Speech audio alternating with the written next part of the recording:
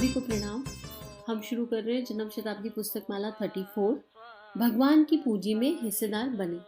आइए एक गायत्री मंत्र के साथ स्वाध्याय को शुरू करते हैं।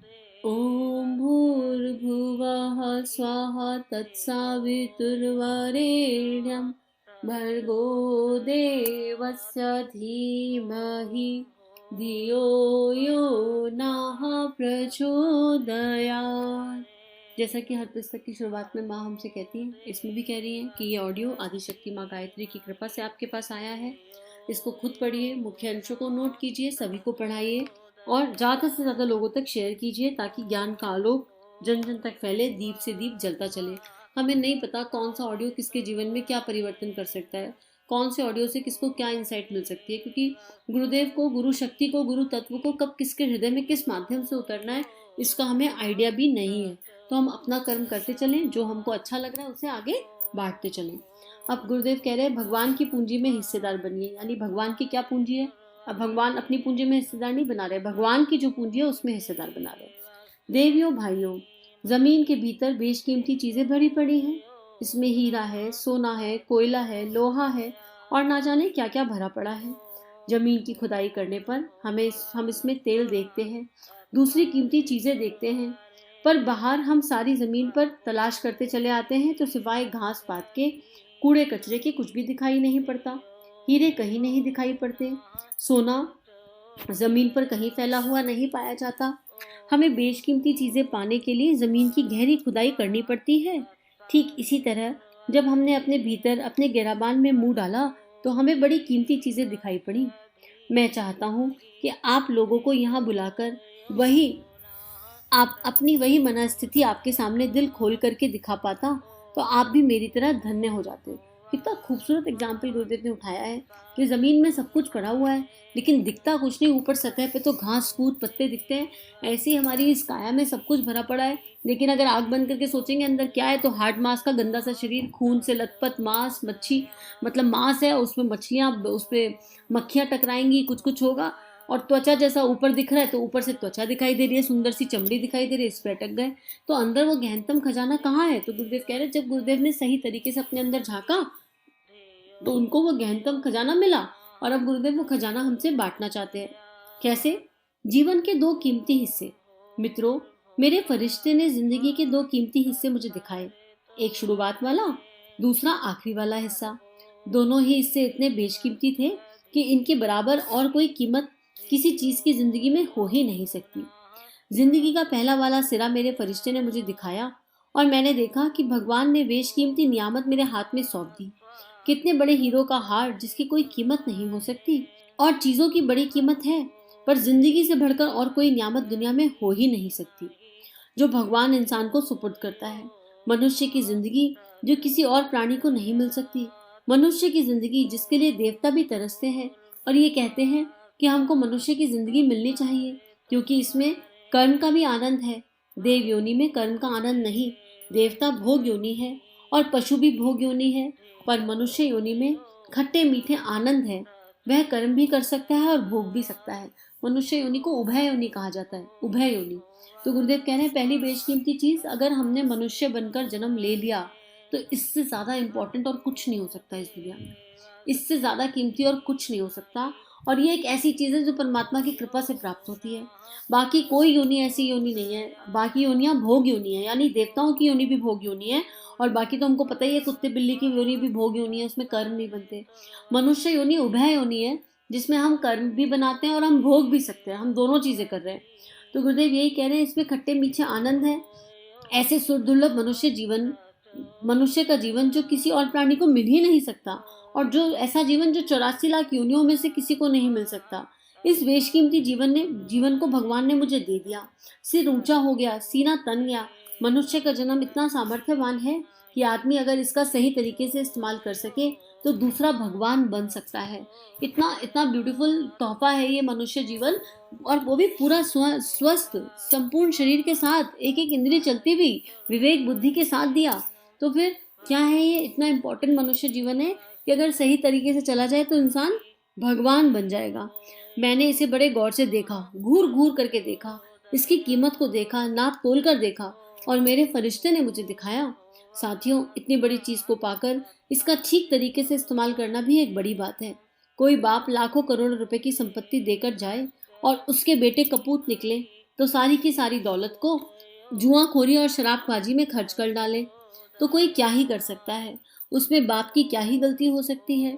इतनी कीमती चीजें हैं और अब इसका मुझे ठीक से इस्तेमाल करना होगा। मेरे गुरु ने मुझे बताया कि देख, मानव जीवन कितना कीमती है, क्या तू इसे समझ पाया है? मैंने कहा, हाँ, यह बेशकीमती है। इससे बढ़िया और कोई दौलत प्राणी के लिए नहीं हो सकती। जितना इंसानी जीवन है, मैं धन्य हो गया, निहाल हो गया। मैंने जिंदगी का एक सिरा देखा जो मुझे मेरे फरिश्ते ने दिखाया। दादा गुरुदेव को दादा गुरुदेव ने दिखाया, वो उनके फरिश्ते थे, और अगर अब हमें गुरुदेव दिखा रहे हैं क्योंकि वो हमारे फरिश्ते हैं। हमें बता रहे हैं कि अगर हम भी अब दीनहीन सोच रहे हैं, अब भी हम कृपिंग कर रहे हैं, अगर अब भी हम कहीं रोना धोना मचाए हुए हैं, तो हम शांत हो जाएं और हम सोचें कि हमको कितना इम्पोर्टेंट लाइफ मिला हुआ है, मनुष्य का जीवन मिला हुआ है और इसका बेस्टेस्ट सदुपयोग क्या हो सकता है। अब तक जितना व्यर्थ हो गया सो हो गया, आगे व्यर्थ ना होने पाए। आज से 55 वर्ष पहले उन दिनों यही वसंत के दिन चल रहे थे। मित्रों, मेरे फरिश्ते ने मुझे जिंदगी का एक और हिस्सा दिखाया। वह कौन सा हिस्सा है? वह आखिरी वाला हिस्सा। कौन सा वाला? जिस दिन आदमी की मौत आती है। मौत को मैंने देखा, एक बार देखा, 2 बार देखा, 3 बार देखा। 3 जन्मों का हाल जब मुझे दिखाया तो तीनों बार अपने आप को मरते हुए देखा। मरते समय में आदमी को कितनी कसक, कितनी पीड़ा, कितना पश्चाताप, कितनी व्यथा, कितनी जलन, कितना हाहाकार उसके भीतर होता है। वे सारी की सारी घटनाएं ना सिर्फ दृश्य में देखी, बल्कि मैंने जलते हुए अपना शरीर देखा और वो कसक, वे पीड़ाएं भी देखी जो मैंने गंवा दी थी। जिंदगी मामूली कामों में खर्च कर डाली, कसक का कोई ठिकाना नहीं था। सोचो, गुरुदेव ने इतना श्रेष्ठ जीवन दिए। गुरुदेव के पिछले 3 जन्म, कबीर दास जी का जन्म, ठाकुर रामकृष्ण परमहंस का जन्म, शिवाजी के गुरु का जन्म गुरुदेव ने जिया। कितना श्रेष्ठ जीवन जिया। उसके बाद भी मृत्यु के समय में एक कसक थी उनके अंदर, एक पीड़ा थी उनके अंदर कि मनुष्य जीवन मिला और इसे व्यर्थ कर दिया। और वो पीड़ा, वो हाहाकार, इन शब्दों में पता चल रहा है कि कितना पश्चाताप, कितनी व्यथा, कितना हाहाकार, कितनी जलन थी उस समय कि ये क्या कर दिया, ये जीवन कैसे नष्ट हो गया। मतलब एक एक पल जो बर्बाद किया उसकी पीड़ा होगी। और अभी ये सोच के, ये पढ़ के तो ऐसा लग रहा है जाने कितने ही जीवन के अनमोल पल बर्बाद हो जाते हैं, तो मृत्यु के समय में क्या ही होगा। अंतरात्मा कितना पश्चाताप करेगी, कितना रोएगी, कितना कल्पेगी, इसका कोई आइडिया नहीं है। तो अगर हम गुरुदेव के जीवन से सीख जाएं तो हम समझ सकते हैं कि हमें एक एक पल का सदुपयोग करना है, क्योंकि ये शरीर टेम्परेरी है। आज है, कल दूसरा होगा, परसों तीसरा होगा। मतलब जैसे हम वस्त्र बदलते हैं ना, आत्मा शरीर बदल लेती है, तो बस ये शरीर को बदलते रहेंगे। फोकस करना है उस दिव्यता पर अपने भीतर की, और क्या करने जन्म लिया है तो किसी उद्देश्य से तो लिया है, उस उद्देश्य को जानना है, पहचानना है, उसे पूर्ण करना है और अपने जीवन को श्रेष्ठ कार्यों में खर्च करना है। जिंदगी मामूली कामों में खर्च कर डाली, कसक का कोई ठिकाना ना रहा, पश्चाताप का कोई ठिकाना ना रहा, क्रंदन का कोई ठिकाना ना रहा, हाहाकार का कोई ठिकाना ना रहा, चित्कार का कोई ठिकाना ना रहा। ये शब्द नहीं है, ये भावनाएं हैं। गुरुदेव की पीड़ा है इन शब्दों में। हाँ, मैंने कैसी भूल कर डाली। इस इंसानी जिंदगी को अच्छे काम में खर्च कर सकता था, लेकिन मैंने इसको कीड़े मकोड़ों की तरह से खर्च कर दिया। पेट प्रजनन का जीवन। कीड़े और मकोड़े 2 काम के लिए जिंदा रहते हैं, एक पेट पालते हैं और दूसरा औलाद पैदा करते हैं।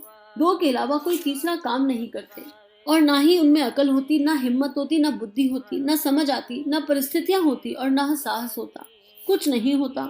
2 ही काम करते रहते हैं। पैदा होने से लेकर मृत्यु तक केवल ये ही 2 काम करते हैं और मर जाते हैं। उसी तरीके से मेरा भी जन्म हुआ और मैं भी मरा। रो पड़ा मैं, अपनी जिंदगी खत्म होगी। अब जब यह जिंदगी खत्म होगी तब मुझे कहाँ जाना है, किन योनियों में जाना है, ना जाने कहाँ कहाँ जाना पड़ेगा, कितना कष्ट उठाना पड़ेगा। यह मैंने मौत के दिन देखे, मौत की घड़ी देखी। मैंने अपनी लाश चिता के ऊपर पड़ी देखी। चित्कार कर उठा, हाय रे मैं अभागा। ना जाने किन किन समस्याओं को कीमती समस्या समझता था।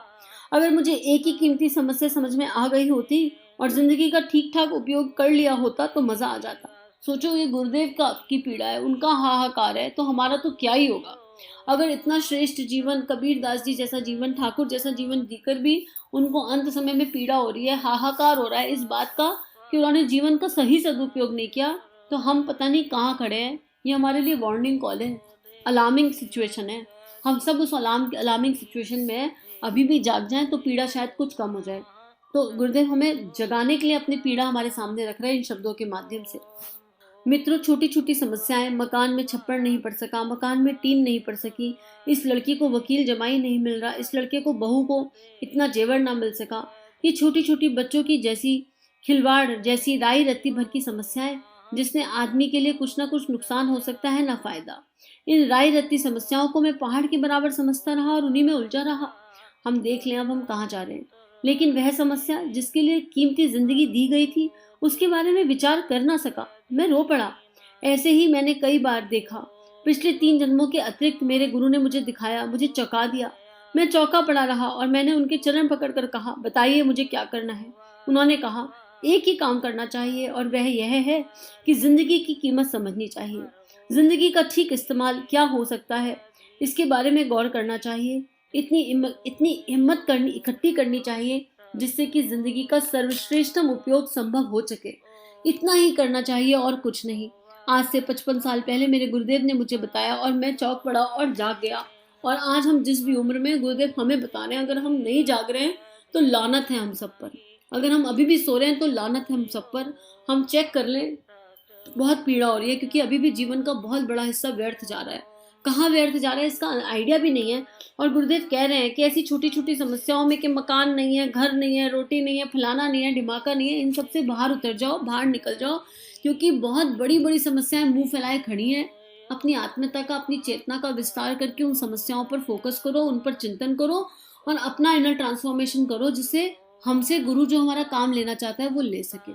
तो आज के लिए इतना ही स्वाध्याय है। बस ये पीड़ा हम सबके हृदय में उतर जाए गुरुदेव, और इस तरह उतर जाए कि हम इस मनुष्य जीवन का सर्वश्रेष्ठ उपयोग आपके सूक्ष्म सानिध्य में कर सकें। हम सभी का जीवन गुरु शक्ति के सूक्ष्म सानिध्य में मंगलमय है। सभी को हमारे YouTube चैनल को सब्सक्राइब कीजिए और बेल आइकन पर क्लिक कीजिए ताकि आने वाली सभी वीडियो की नोटिफिकेशन आपको मिलती रहे। आप सभी को बहुत बहुत थैंक यू।